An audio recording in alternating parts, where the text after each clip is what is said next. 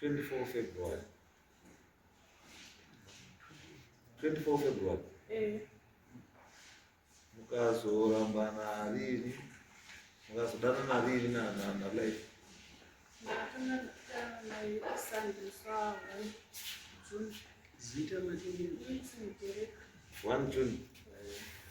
One June unyepa.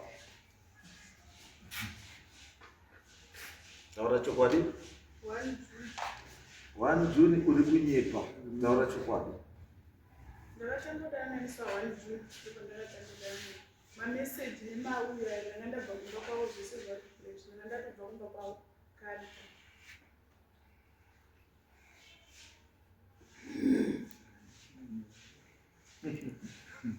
Wala kuna yote.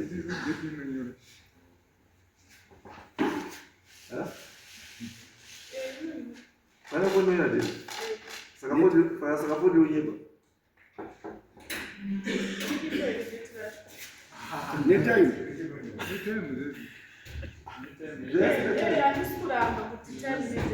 Asima message ama audio asi ndichiri kumba kwawo ndasiri kumba kwawo.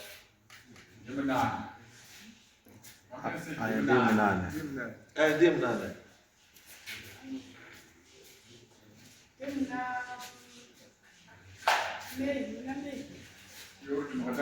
Yut makata pada dalam sahur.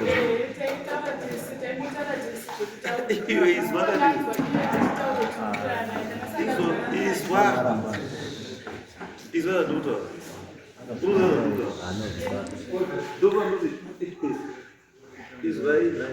Duto la chini very simple. Ndakufunza simple kesi.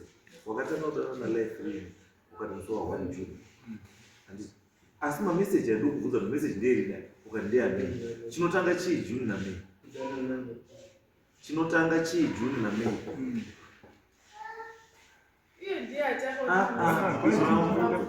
Chinotanga chi June na May. Saka si uto wakatapada na mna June. Hiyo message yala May. Hii au tapanga tutauramba na. Kuti witi. Muna May ndio kuna witi. Kana ausashi sagunduke yewe chakati. Alifu tutauramba na bwana. Mimi ndio nataka that is mname yoto ndakana na majuni watu kuruti. Ndio asuka tutatoka tena na. Sasa uyaka utakaguramba mname imo. Wa conversation ni mzangi. Wewe wanga utogaiwa na wewe. Muswa uisha huyu. Muswa 8 years. Uyi. Aito Tanzania. Uyaito fona chichi. Kana kwenda kumba unontaura. Tutaura tomorrow. So that's na life and ndakusua. Yemwe ukati good night. Ndofana kukuona uchiri fresh yo. Yebo.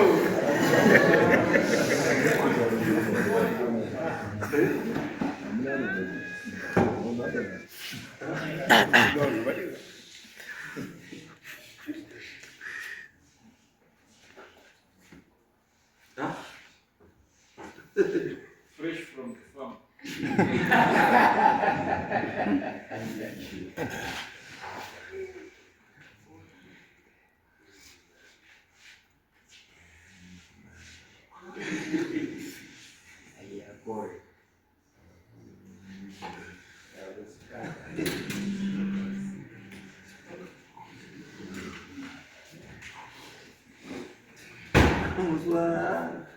Muswa wani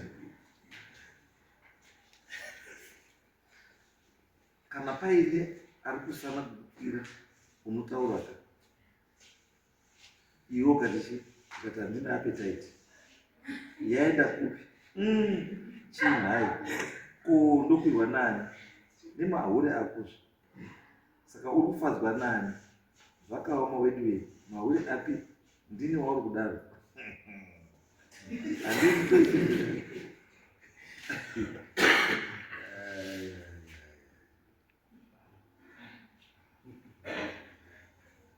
ndozvitamuda machi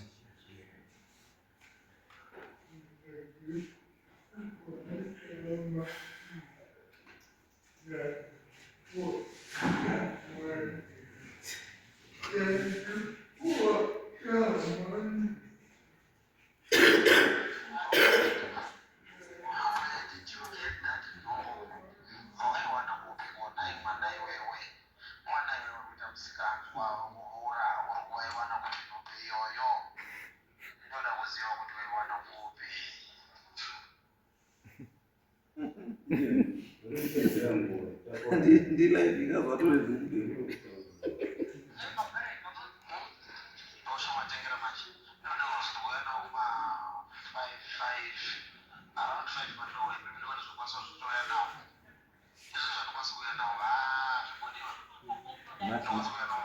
maapple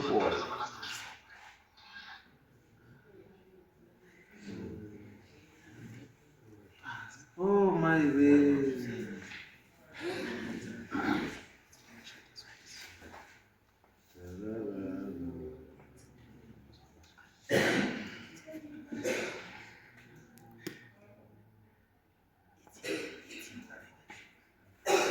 April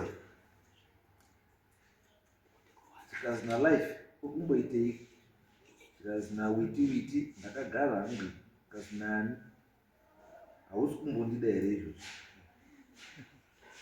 ndikuda ndobva ndaropa handiti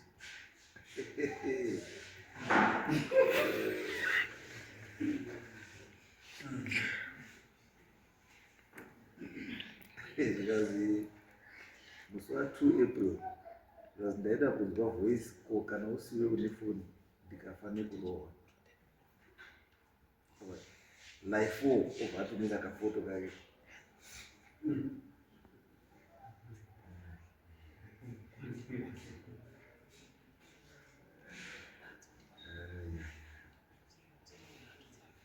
nditizaendike ndandamuna April anga kwa April chaiti ndibhandire yanditi ndafaiva ndoda kusvika muna March February anze tiise opening yake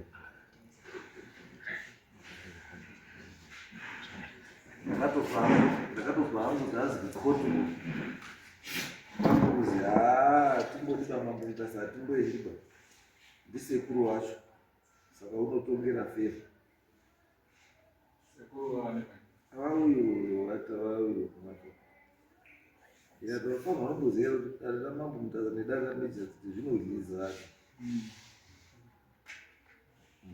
saka ganani taura chokwadi musikana mwatangodana ve wani chiko mameseji andikutaura ndeapril sapedzere dare nguva zvimwe zvinhu don't waste our time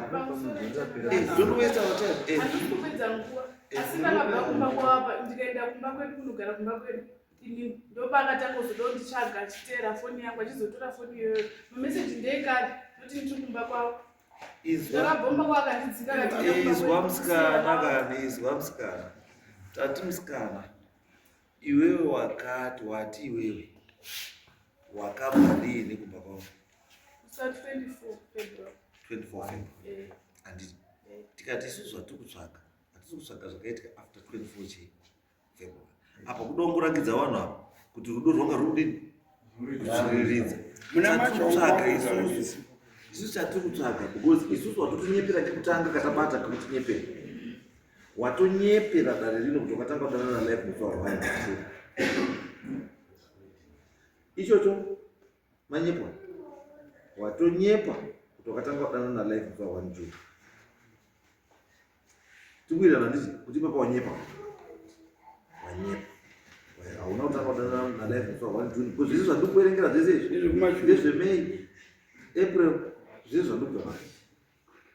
Wanga wabva hapo kumba musi wa 28 February. Asi zvokuti wakazodanana wabva kumba kwenyu wakazodanana life musi wa 1 June. Manyepa.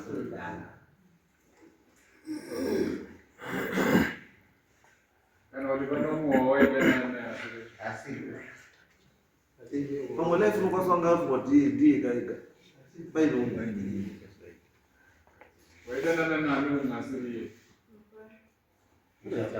ngatidzike chakandonaka zvisakaitenge zvese is your private life handiti ikupangidzwa munhu wese wakamira pauya. Protect yourself. Yeah, this is what it is.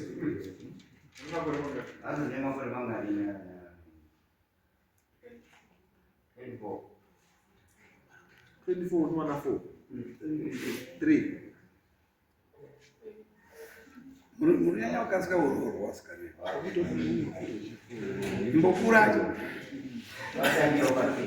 Gloa. Zanda kuita ndizoti come back on Saturday. Pane zvinhu zvinodai Saturday. Topedzera on Saturday. Pane zvandada kutsvaga. Asube. Come back on Saturday. Yeah, inini kana mapepa